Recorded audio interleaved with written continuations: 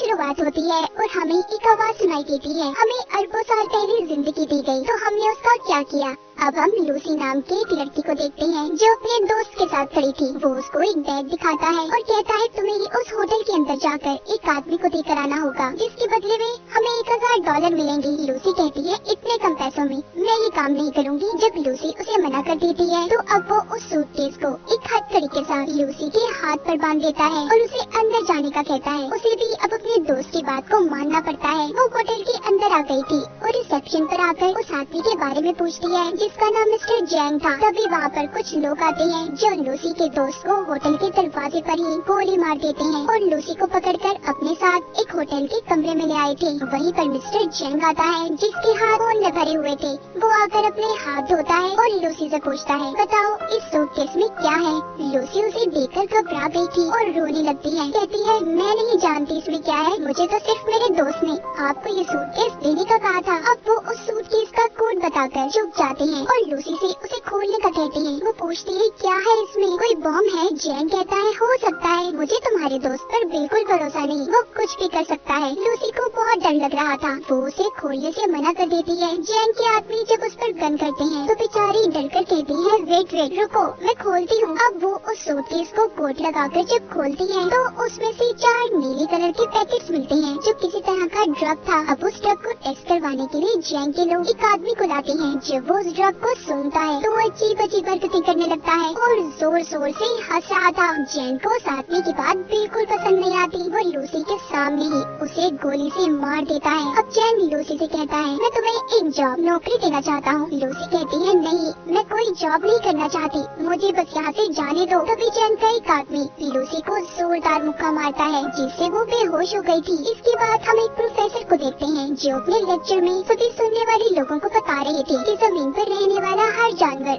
अपने दिमाग का 3% हिस्सा ही इस्तेमाल कर पाता है, मगर इंसान इन चीजों में सबसे आगे है जो अपने दिमाग का 10% हिस्सा इस्तेमाल करता है। मगर डॉल्फिन मछली इंसानों से भी आगे है, वो अपने दिमाग का 20% हिस्सा इस्तेमाल करती है, यानी कि वो इंसानों से ज्यादा ज़हीन है। पर प्रोफेसर कहती है अगर कोई इंसान अपने दिमाग का 20% इस्तेमाल कर ले तो पूरी तरह से वो अपने जिस्म पर काबू पा सकता है। और अगर इंसान का दिमाग 40% तक काम करना शुरू कर दे तो वो सामने वाले इंसान को भी कंट्रोल में कर सकता है। वहीं पर ऑडियंस में बैठा एक लड़का पूछता है सर अगर कोई इंसान अपने दिमाग का 100% इस्तेमाल कर ले तो क्या होगा। प्रोफेसर कहते हैं इस बारे में तो मैं खुद भी नहीं जानता कि तब क्या होगा। उधर जब लूसी को होश आता है तो उसके पेट पर पट्टियां बंधी हुई थी और उसे दर्द हो रहा था। उसे लगता है शायद इन लोगों ने उसके जिस्म का कोई हिस्सा निकाल लिया है। जब वो बाहर जाने लगती है तो उधर कुछ लोग आते हैं जो उसे पकड़कर अपने साथ ले गए थे। वो उसे जैंग के सामने ले आते हैं। लूसी वहाँ पर उनसे पूछती है कि तुमने मेरे साथ क्या किया है, बताओ मुझे। तभी वहाँ पर एक डॉक्टर कहता है फिक्र नहीं करो, हमने तुम्हारे साथ ऐसा कुछ नहीं किया, बस तुम्हारे पेट को काटकर उसमें ड्रग्स के पैकेट को रख दिया है। अब वहाँ पर 3 और आदमियों को भी लाया जाता है जिनके पेट में इसी ड्रग को रखा गया था। दरअसल इन चारों को ये ड्रग अलग अलग जगह पर डिलीवर करना था और अगर इनमें से किसी ने भी चालाकी करने की कोशिश की तो इनकी फैमिलीज को मार दिया जाएगा। जैंग के आदमी इन लोगों के मुंह पर कपड़ा डालकर इन्हें ले जाते हैं। इसके बाद लूसी खुद को एक बंद कमरे में पाती है जहाँ पर वो आदमी था जिसके लिए लूसी उस ड्रग को लेकर आई थी, मगर वो उसके साथ बदतमीजी करने की कोशिश करता है। जब वो उसे मना करती है तो वो आदमी अब लूसी को मारने लगा था। वो उसे नीचे गिराकर उसके पेट में जोर जोर से टांगे मारता है, जिस वजह से लूसी के पेट में जो पैकेट था वो फट जाता है और ड्रग उसके खून में शामिल हो गया था। उस ड्रग के खून में शामिल होने की वजह से लूसी के जिस्म में अजीब होने लगा था। वो तड़पने लगती है और उसका जिस्म हवा में उड़ रहा था।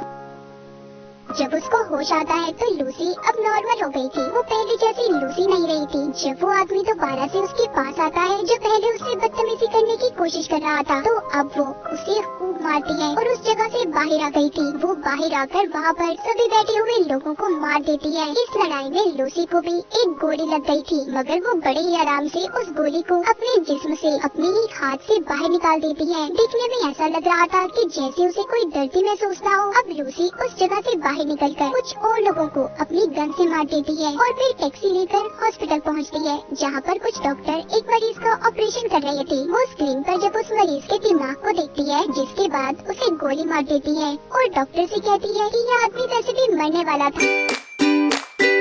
डॉक्टर पर गन करके कहती है कि मेरे पेट में ड्रग का पैकेट है, जल्दी से मेरा ऑपरेशन करो और ड्रग को बाहर निकालो। डॉक्टर गन को देखकर डर जाता है। उसके पास लूसी की बात को मानने के अलावा कोई और रास्ता नहीं था। इसके बाद लूसी अपनी मॉम को फोन करती है और कहती है कि मॉम, मैं सब कुछ महसूस कर पा रही हूँ, ये हवा, जमीन की आवाज, अपने अंदर की आवाज, सब कुछ, यहाँ तक कि मुझे अपने बचपन की सारी बातें याद है कि कैसे मैं बड़ी हुई। लूसी अपनी मॉम से बात करती रोने लगी थी और उनका शुक्रिया करती है कि उन्होंने उसे इतना प्यार दिया। डॉक्टर अब उसका ऑपरेशन करते हैं। उन्होंने एक पैकेट को उसके पेट से बाहर निकाल लिया था कि इतना सारा CPH4 ड्रग, वो भी इतनी मिकदार में। डॉक्टर ये सोचकर हैरान और परेशान थी कि लूसी के जिस्म में अगर ये ड्रग शामिल हो गया है तो वो अब तक कैसे जिंदा है। लूसी डॉक्टर से कहती है कि मैं ज्यादा देर जिंदा नहीं रह सकती। वो अब ठीक होकर जैन के पास वापस जाती है और उसके सभी आदमियों को एक एक करके मार देती है। फिर उसके बाद वो जैन के पास जाकर उसके दोनों हाथों में चाकू को मारकर उससे पूछती है कि मुझे बताओ,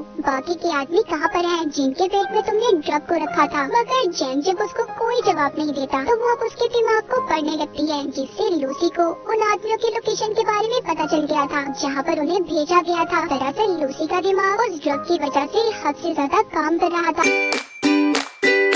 अपनी एक दोस्त के घर जाती है जहाँ पर वो उसका लैपटॉप इस्तेमाल करती उस प्रोफेसर के बारे में पता करती है जो हमने कहानी के शुरू में देखा था, जो दिमाग के ऊपर लेक्चर दे रहे थे, जिनका नाम सैमुअल था, जो पिछले 20 सालों से इंसानी दिमाग के ऊपर रिसर्च कर रहे थे। वो उनके बारे में सब पता करके उन्हें कॉल करती है। लूसी उन्हें बताती है कि मैंने आपकी वेबसाइट पर 7000 पेजेस को पढ़ लिया है, मैंने पूरी रिसर्च पढ़ी है जो मुझे जुबानी याद है। लेकिन प्रोफेसर सैमुअल को उसकी बातों पर जरा भी यकीन नहीं था। तभी अगले ही पल लूसी प्रोफेसर सैमुअल की टीवी स्क्रीन पर होती है क्योंकि उसने अपने दिमाग का 28% इस्तेमाल कर लिया था। वो अब सभी इलेक्ट्रॉनिक्स चीजों को कंट्रोल में कर सकती थी। लूसी उन्हें बताती है, आपने अपनी रिसर्च में जो कुछ भी लिखा है सब कुछ सही है, मेरे दिमाग में बहुत सी बातें हैं, मैं इनका क्या करूं, मैं बहुत कुछ जानती हूं। तो प्रोफेसर सैमुअल कहते हैं, फिर तो तुम्हें ये सब बाकी लोगों को भी बताना चाहिए। लूसी अब प्रोफेसर सैमुअल से मिलना चाहती थी। सबसे पहले वो बेस बदलकर एयरपोर्ट पर जाती है जहाँ पर उसे वो आदमी मिलते हैं जिनके पेट में जैन ने ड्रग्स को रखवाया था। वो इस बारे में पुलिस को बता देती है और साथ ही उनके स्क्रीन पर उनकी तस्वीरों को भी भेज दिया था। पुलिस जिसके बाद अपना काम शुरू करती है और उन लोगों को पकड़ लेती है। लूसी ने अब अपने दिमाग का 40% इस्तेमाल कर लिया था। उसके जिस्म में जो सेल्स थी वो टूटने लगती है और उसकी चीजें जल रही थी। वो सबसे छुपकर खुद को वॉशरूम में बंद कर लेती है और जल्दी से ड्रग के पैकेट को निकाल कर लेने लगी थी। इसको खाते ही वो बेहोश हो जाती है। जब उसको होश आता है तो वो खुद को हॉस्पिटल में पाती है। वो अपने दिमाग का अब 50% इस्तेमाल कर पा रही थी। वहाँ पर पुलिस भी आ जाती है जो लूसी को गिरफ्तार करने आई थी। मगर लूसी अपनी ताकत का इस्तेमाल करती है। उसने इंस्पेक्टर के अलावा वहाँ पर जितने भी पुलिस वाले थे सबको बेहोश कर दिया था। उसके साथ ऐसा इसलिए था कि जैसे जैसे वो ड्रग की मिकदार को अपने जिस्म में बढ़ा रही थी उसका दिमाग ज्यादा से ज्यादा काम कर पा रहा था। उधर वो लोग जो पकड़े गए थे उन्हें हॉस्पिटल ले जाया जाता है ताकि उनके पेट से ड्रग को निकाला जा सके। लूसी भी अब इंस्पेक्टर के साथ हॉस्पिटल में पहुंच जाती है।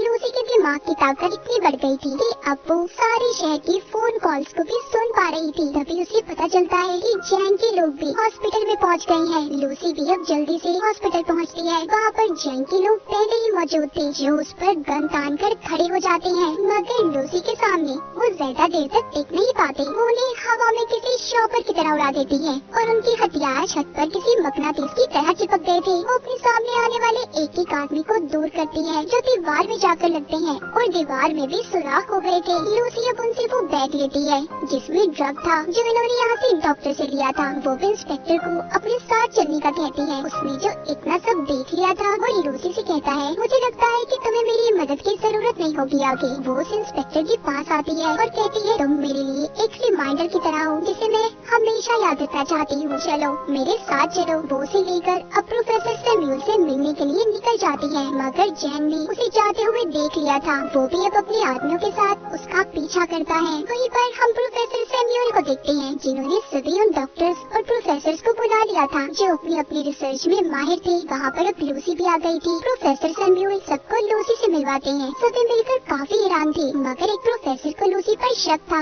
वो उसको पकड़कर उसके बारे में बताती है। कहती है कि जब तुम्हारी बेटी 6 साल की थी तो उसकी मौत कार एक्सीडेंट की वजह से हुई। ये सुनकर वो हैरान हो गए थे, क्योंकि इस बारे में आज तक कोई भी नहीं जानता था, और इसी वजह से सभी लूसी पर यकीन करने लगे थे। वो सभी को वहाँ पर वो जानकारी देने लगती है जिसके बारे में वो सब कुछ जानती थी। वो अपने जिस्म में म्यूटेंट्स को भी बदलने लगती है। कभी उसका हाथ किसी चुड़ैल की तरह खतरनाक, तो कभी एक हाथ को वो 2 हाथों में बदल रही थी। ये देखकर सभी हैरान थे। लूसी कहती है कि हमें हमेशा सिखाया गया है 1+1 2 होते हैं, दरअसल नंबर होते ही नहीं है। ये नंबर्स तो इंसान ने खुद को समझाने के लिए बनाए हैं, ताकि उन्हें चीजें आसानी से समझ आ जाए। प्रोफेसर सैमुअल कहते हैं कि अगर दुनिया मैथमेटिक्स रियाजी पर नहीं चलती तो फिर कैसे चलती है। लूसी उन्हें समझाती है कि एक गाड़ी है जो बहुत तेज चल रही है, और चलते चलते वो इतनी तेजी से चलने लगी कि दिखना ही बंद हो जाए। वो नजर तो नहीं आएगी पर चल रही होगी। असल में सिर्फ एक वक्त ही जरूरी है, टाइम। वक्त के बगैर हमारा कोई वजूद नहीं। तभी वहाँ पर जैंग और उसके लोग आ जाते हैं। उन्होंने बिल्डिंग को चारों तरफ से घेर लिया था। इंस्पेक्टर लूसी से कहता है हम ज्यादा देर तक उनको नहीं रोक पाएंगे। लूसी अब अपने जिस्म में MPH4 ड्रग की